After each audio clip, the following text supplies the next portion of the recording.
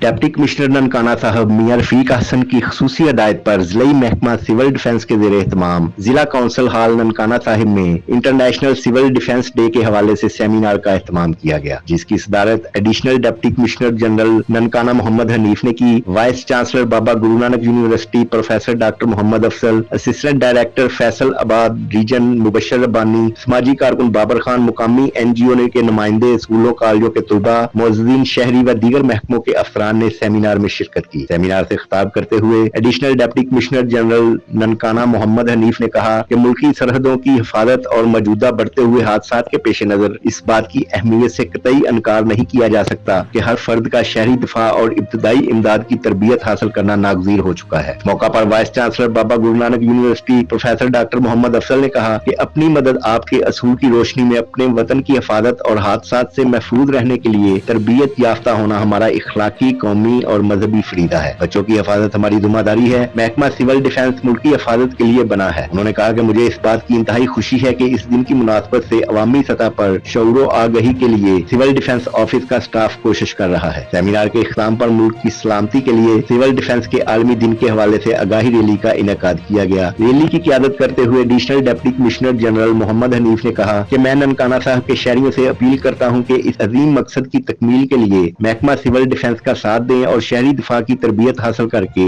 एक जिम्मेदार शहरी के होने का सबूत दें।